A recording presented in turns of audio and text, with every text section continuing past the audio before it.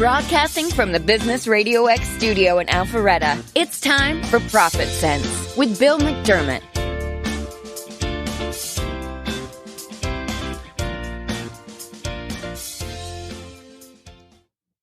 Good morning. Welcome to ProfitSense. This podcast dives into the stories behind some of Atlanta's successful businesses and business owners and the professionals that advise them. We help local business leaders get the word out about the important work they're doing to serve their market, their community, and their profession. I'm your host, Bill McDermott, and this show is presented by the Profitability Coach. When business owners want to increase their profitability, they often don't know where to start or what to do. I leverage my knowledge and relationships from 32 years in banking to identify the hurdles getting in the way and create a plan to deliver profitability they never thought possible. We have three great guests on the show today. Amber Lawson with Aspire Construction. Amber, welcome. Good morning. We also have Ken Madren, CEO of PermaTherm. Ken, welcome to ProfitSense. Good morning. Thank you. Glad to be here. And Sandford Birdsey, CEO of Birdsey Group. Sandford, so glad you're here this morning. Thanks for having me, Bill. Appreciate it. Amber, we're going to start off with you. The Aspire Construction story is a great story, and I loved you sharing it with me. Share with our audience, what was the inspiration that led you to start Aspire Construction? Sure. Thanks so much for having me on the show today, Bill. Like you said, the Aspire story was definitely birthed out of some real life experiences. There is a section of the market of entrepreneurs that are just not being served right now. Entrepreneurs that are doing their first brick and mortar, or they're moving into their first commercial location. And that's a pretty big step for a business, right?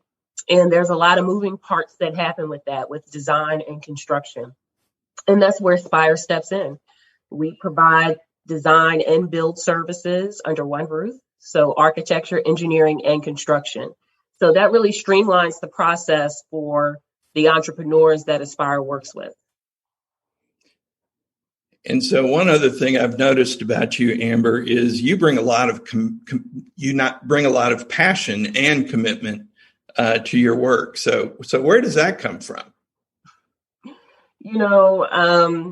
There is nothing like being an entrepreneur. It is operating in a space where you're only limited to how far and how high you want to go.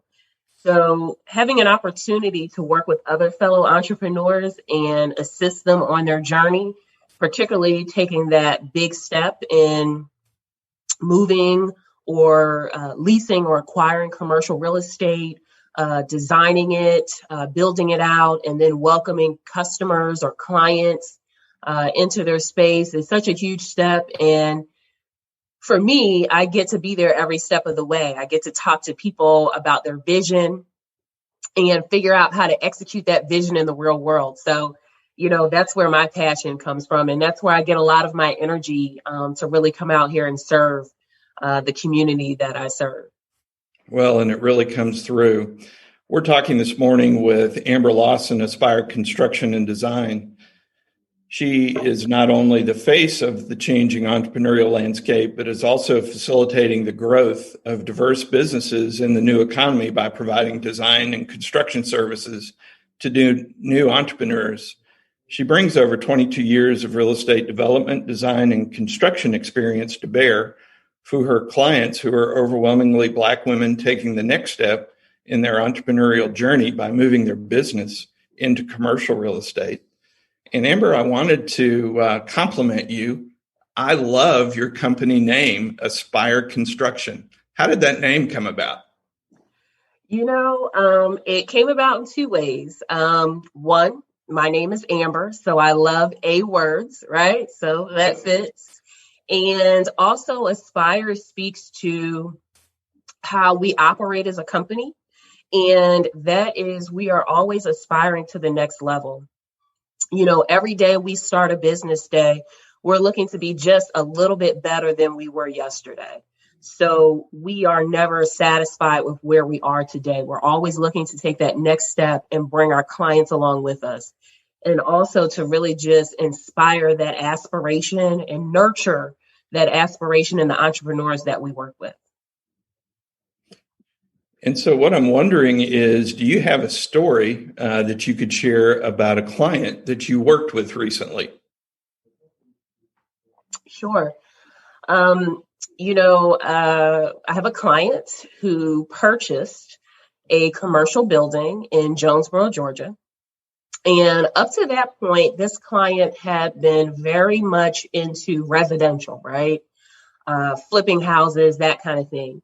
But moving into the commercial sector is just a totally different ballgame. It's new lingo. The dollar figures are just on a totally different level than when you're working in residential. And she sought out Aspire to really help her make that jump from investing in residential to now being a commercial real estate investor. So she purchased this building, and there was a portion of the building that was empty. And so we provided services to architecture and engineering services to build it out into office mini suites. And we built 13 of those suites. And now the client has been up and running for the past 2 or 3 months. And now she is providing a foothold for entrepreneurs that, need an office outside of the house that's affordable. And she's able to provide that with the business model that she's pioneering in Jonesboro.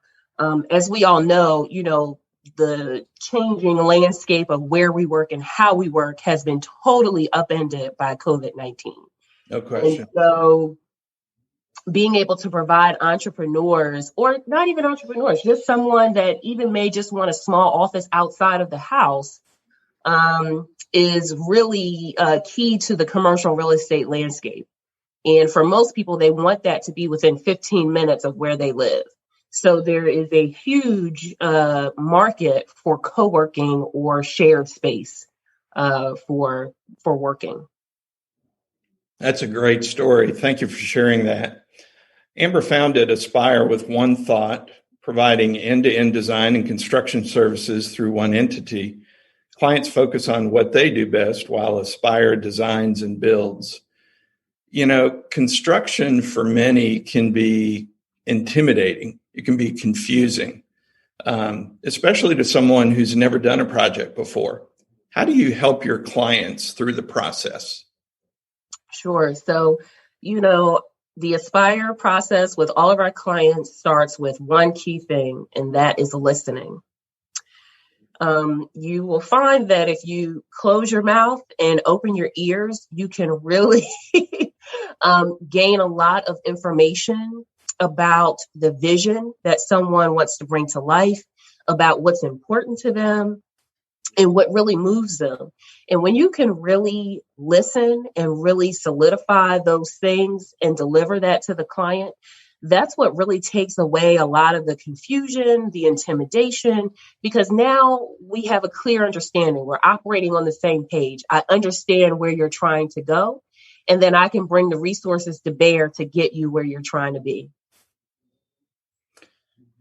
That's so true. And you've really helped countless entrepreneurs realize clarity and focus in determining the best course of action in building, use, design, and construction. If someone in our listening audience is contemplating a project, what's the best way for them to get in touch with you? Would it be by phone or email or go to your website? Sure. The best way is to go to our website, which is aspireconstructionre.com. And there's a contact page where you kind of give us a little bit of information about the project that you're thinking about. Put your contact information, and we'll definitely get back with you within 48 hours. But I would say that, don't be afraid. Everything new can be scary, but, the journey of 1,000 miles begins with one step. So true. Amber, thanks so much for coming on ProfitSense today. You have a great story, and you fill a need that is so important to those that are wanting and starting construction projects. Thanks for coming on the show today. Absolutely. Thank you for having me. And Ken Madren with PermaTherm. Ken, you and I have known each other for over a decade now. It's been a great relationship. You've got a great company. 2 years ago during one of my podcasts, we talked about the importance of knowing your numbers. And of course, to a numbers nerd like me, that's near and dear to my heart. But, recently, as we've talked, it's been about people too. So talk about the importance of getting the right people in the right seats at PermaTherm. Glad to. Thank you for having me on this morning, Bill. And you're right. It's all about the numbers. And I recall that podcast and it's still all about the numbers. Having come out of the recession and trying to build and grow, numbers dictate everything. But something that we've learned of late, something that I'm still learning about is the numbers are a result, but it's the people that drive and facilitate the numbers. So a few years back, having come through those leaner times when everybody came through that recession and was trying to find their way out of it, it was a requirement to sort of build. And myself and just a couple of other folks wore a lot of hats. And fortunately, we found our way and kind of built business. And as we've grown, it's hard to do all of that without having other qualified people. So, yeah, the numbers kind of climbed and then the numbers sort of plateaued with growth. Well, what's the facilitator to better numbers? People, better people. And that's been something that, we've really focused on. It sounds so cliche, but what I'm learning about all of these cliches that have lasted any period of time is that they're there for a reason, and they require deeper inspection, a little deeper than just the surface. Yeah, that's so true. We're talking this morning with Ken Madren. Ken is CEO of PermaTherm, founded in 1988. PermaTherm is primarily a manufacturer of insulated metal panels utilized in tightly controlled environments. And the company manufactures other foam insulation products and materials for the packaging industry and the general insulation markets. And Ken, growth has certainly been front and center at PermaTherm, especially when we look at the last 5 years or so. Talk about how that growth impacts people, but also systems and processes too. Yeah, well, it's a blessing. And I will never say that it's a curse, but in some cases, be careful what you wish for. We want to grow, right? We need to grow. And as far as we're concerned here at PermaTherm, you're either growing or maybe you're dying. Well, we've got the opportunity to grow. And with growth, if you have more revenue growth, you have more opportunities to build. You need to build correctly. Your systems need to build correctly. Likewise, in production, machines run a little faster. Perhaps there's an investment in additional machinery. You got to know that machinery. You got to make a quality product. So that blessing of the opportunity to expand, it really has forced home my understanding that, yeah, you want to be lean, but you can't be too lean because that growth dictates more of everything, more from your people, more from your processes. I would say the thing that we've focused on more than anything else behind the people themselves is the process. What you find is the old processes, when things were at a slower pace, at slightly lower volumes, just don't get it done anymore. You've got to modify that process. And what we find is the tombstone for order entry written 2.5 years ago, or sales process written 3 years ago, that got us to this point. It was part of the growth. People had to adopt it. they tend to sit idle for 2 years or 3 years.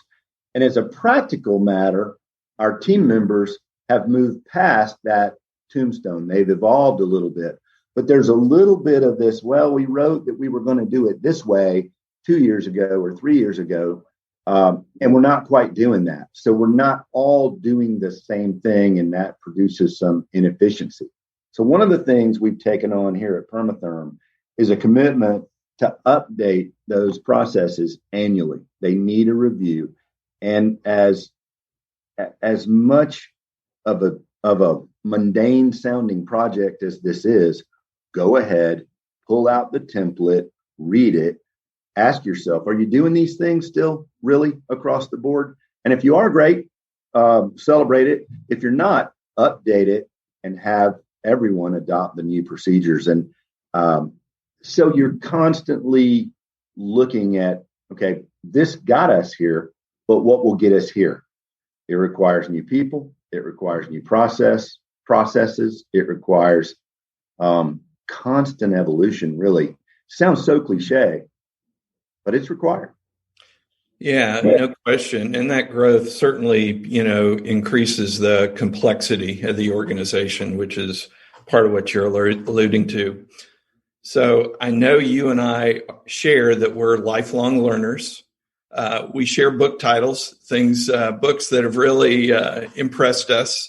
I've shared a few with you. You've shared one with me recently. But being a lifelong learner, talk about how that's impacted you in your role as CEO, and then further, why you've incorporated that quality into your hiring process. Sure. Well, it's something that I'm finding I personally need to do. I'm passionate about our people. I'm passionate about our company. I'm passionate about our opportunity, passionate about our customers. Well, I didn't come pre-programmed with all of the answers on really anything. As we learn about new ERP systems that could help us grow, or we learn about new hiring practices that could help us grow, I'm doing a lot of reading. I'm having to sharpen, my own understandings, and there's a lot to learn out there. So it's just been a fundamental tool for me. Fortunately, our management team thinks similarly. With technology today, there's so many advances that come across that are available to us, and we can choose to sort of not take advantage of them, or we can advance with them. Well, almost all of them require some form of learning. As you know, you and I do exchange those books, and they're mostly business oriented, and I'm fascinated by management techniques or just growth strategies. And the way we've tried to incorporate that into our culture here at PermaTherm, a few years back, we started an effort, and it was a bit of a struggle. We thought we were going into this great think tank that we had to come up with, some fantastic cliche that really crystallized who we are and what we are. After struggling for a few days, we kind of threw the pencils in frustration in the center of the table and said, why don't we just describe what we do? And it came out very quickly. There were 5 things. Those things happened to be, we're very community oriented, and our community includes our people, our customers, our vendors, all the lives we touch as an operating entity at PermaTherm. That's our community. Do the right thing. If we mess up something, it's our responsibility to fix it. We need to own that.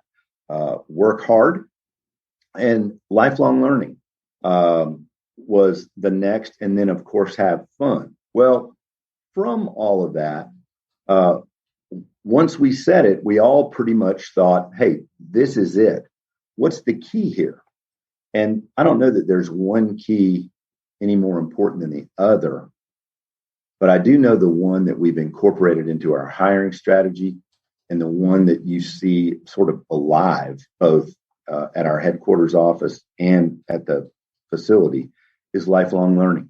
So how do we gauge for that? How do we talk about that? Well, in the interviewing process, we ask, would you describe yourself as a lifelong learner? And it gets interesting responses. Some people very quickly, I'm a reader.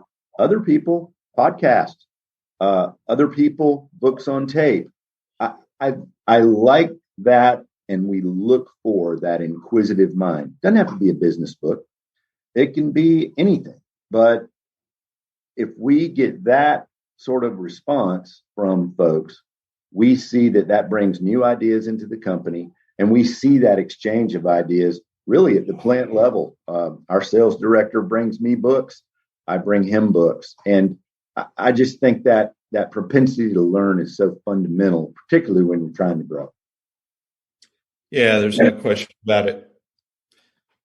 Before joining PermaTherm, Ken spent 13 years with mergers and acquisitions firm Forge Partners, where he served as managing partner. He's also past president of Sandy Springs Youth Sports. Ken, I want to shift the topic to culture, specifically corporate culture. Now, there's a famous saying that a guy named Peter Drucker said that culture eats strategy for breakfast. And that's a favorite quote of mine that he said. But talk about your company culture, how you built it, and how your people have owned it when they formed the culture club at PermaTherm. Glad to. So, love the quote. Fantastic quote. Of course, who would question anything really that came out of Drucker's mouth, but that in particular. Our culture was not unlike our sort of belief in ourselves prior to that core values deep dive. We didn't really have anything defined or prescribed. I would say, to some extent, the way I was raised and wanted to be treated was mirrored in our management strategy, benefits plan, 401k plans, fair wages, all of that stuff, wanting people to take vacation, those kind of things were things that we just did. But what we learned a little later was the more people we could get incorporated into our culture, the more our culture would perpetuate itself and have a presence in customer conversations or vendor conversations. So what we've done, we've had a little transition where monthly I would organize a get together and sort of give a state of the union, open a forum for exchange of ideas among employees and partners. And it was all led by me. And I think it was good. But when it became great was when the idea of this culture club that you referred to came about. It's actually my wife, Leah, who heads our special projects and HR, suggested that maybe instead of me doing sort of our monthly breakdown, let's hear from the departments and our people. And I thought, well, that's a fantastic idea. What have I been thinking? And man, has it proven to be such a fantastic idea. What we get from that is a bottom up daily living sort of description of how our culture is affecting our relationship with truckers who deliver our product. And what we can do to make the truckers' experience with PermaTherm better. And that has been beneficial here in these last few months because trucks are harder to come by. Well, if we were going the other way, me down, I would never know that. I have very little interaction there. But now that our team members in our culture club, and I believe there's 10 of them from the different departments, they sort of know what our core values are. They kind of know how we roll, and they take that out to their roles and give feedback that has given them ownership, improved relationships. So the culture doesn't just come from one place anymore. It really comes from the company, and it's self-perpetuating. And I got to tell you, I'm not proud to admit this, but I would be dishonest if I didn't. Culture, I wasn't so sure about Drucker's idea because I didn't know how to do it. But man, it was right. And now that our people have shown us how to do it, I think culture may eat strategy for breakfast. Yeah, that's such a great story, and I appreciate you sharing that. Happy to. So if someone has a construction project that involves a controlled temperature environment, what's the best way for that person to get in touch with PermaTherm? You could do it any number of ways. The best two, pick up the phone, 706-468-7500. We've got a fantastic lady at the front, Lori Brennan, who will direct you. No matter what size your project is, we're happy to help. If it doesn't fit for us, we've got a lot of partners that we can refer things out. It's about you and getting your job right. You could also log into our website, similar to Aspire. We have a form where you can type in a general description, and we try to get back to you within 48 hours. That's www.permatherm.net. Ken, it's been great having you on the podcast today. Thanks so much for sharing your insights, sharing your thoughts on culture and the importance of culture and core values. Thank you so much. Happy to do it, Bill. Thanks for having me. And now we switch to Sandford Birdsey. Sandford is CEO of Birdsey Group. Sandford, you celebrated 17 years in business this year. Quite an accomplishment. But I want to take you back to the beginning. Similar question that I asked Amber. What was the inspiration that led you to start Birdsey Group? Sure. Hey, Bill, thanks for having me. Wow. So prior to starting our own company, I worked for almost a decade at a company that was a subsidiary of one of the largest companies in the world. And it was a great experience. And I got to sort of climb the corporate ladder. I got to spend a lot of time in New York. I got to learn, the ins and outs of the industry. But as I progressed, I started finding myself being a little more entrepreneurial. And, entrepreneurship in that setting is not always valued. They have very, strict policies of the businesses we're in. They don't want us to go outside the lines. And I started, kind of bumping up against those guardrails more often the longer I was there. And I've always had an attraction to working autonomously, building my own team, supporting that team the way I wanted to.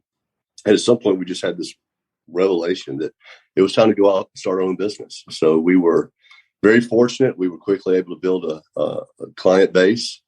I got a bunch of great leaders to come join me, and we were off and running pretty quickly. That's a great story. You've received a lot of awards, Inc. 5000. I think Inc. magazine right now recognizes Birdsey Group as the 6th fastest growing real estate company.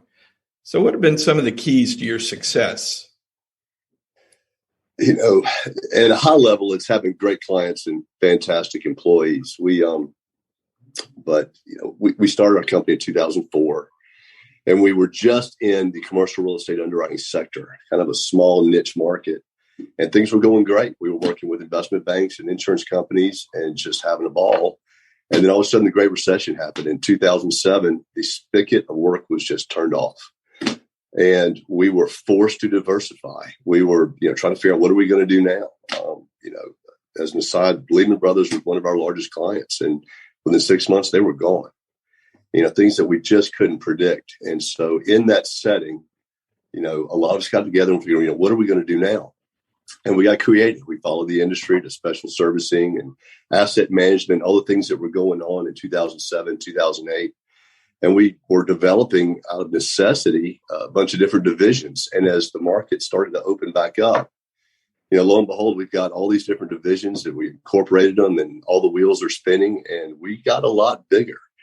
So through adversity, we found opportunity. I would suggest having a recession or a pandemic part of your business plan, but it worked out for us that we kept our eyes open, we kept our head on a swivel, we kept working, we kept up our level of enthusiasm, and it worked out for us. So, and we learned a lot of lessons, things like, always keep moving. You're going to run into some hurdles, some traps that you don't see coming, step on the occasional landmine. But if you just keep your head up, you keep the enthusiasm, and if you've got a good team around you, things typically work out. And oftentimes, if you're in the right spot at the right time, you can see some really phenomenal growth. Well, and you've certainly been in the right place at the right time. We're talking with Sandford Birdsey this morning, CEO and president of the Birdsey Group. Birdsey Group is a national real estate, financial, and field services firm. Sandford also leads Birdsey Group's affiliated companies, Birdsey Property Solutions and Birdsey Construction Management. I want to change the topic to core values. You've really built your company on the core values of experience, urgency, enthusiasm, and efficiency. So how do you demonstrate those core values in the work that you do? So, we spend a lot of time talking about those things, and we've really boiled it down to two words that we talk about a lot here in our office, and it's quality and urgency. And we've learned that over time, with all the time that we spend with our clients, that those are the two things, the two main boxes, that if we check those, we can really build solid relationships. And if we build a culture here at our firm where people are always constantly thinking about doing quality work and going about your business urgently, you'll find that the opportunities to grow are endless. And so, with, say, underwriting, for instance, which is a project-based business where you've got to bring, the experience to do the job. You've got to go about it with a lot of enthusiasm so that everything you're doing, whether it's a big part of the job or a small part, you're doing it all urgently so that, you're making deadlines. It really is the core piece to our success at our firm. It also is in our construction site where we have very hard deadlines. A lot of our competitors consider deadlines just goals. And it's hard to build a business with our types of clients if you have that mindset. So having a sense of urgency, making a deadline with quality work, because if it's not quality, you really haven't really met the deadline. Those things are critical here. So we spend a lot of time focusing on those things. We spend a lot of time trying to hire to that culture, like you guys were just talking about, having people have a sense of enthusiasm about them that are upbeat. They go about their business urgently and are passionate about doing quality work. And if we are careful in who we hire and when we hire them, train them up to where our core is and our values are, things are working out. Well, and I think you demonstrate that just based on the growth that you've had specifically in the construction industry. And so I do want to kind of shift our conversation. So we can agree the construction industry is wide open right now. If that spigot was turned off in 08, 09, it's turned on, and by golly, it might even be going full blast. That's so right. How have you positioned your construction division to capitalize on those opportunities?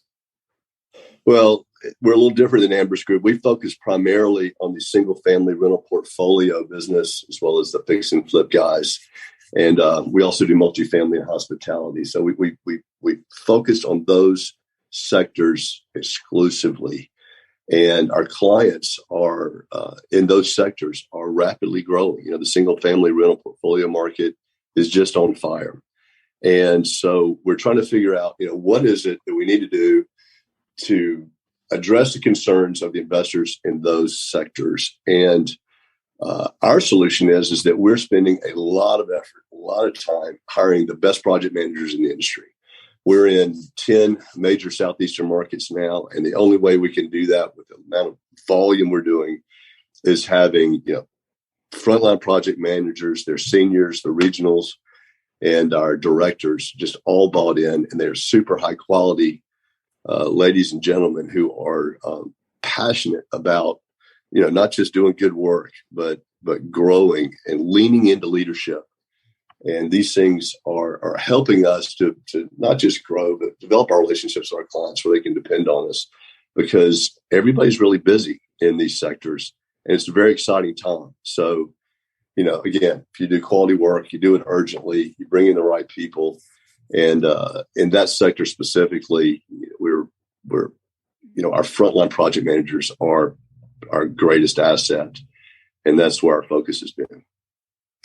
We're talking this morning with Sandford Birdsey, Birdsey Group. Birdsey is a national real estate consulting firm providing commercial and residential asset management and debt advisory services, contract underwriting, field real estate research, inspection, and valuation, due diligence, as well as construction management.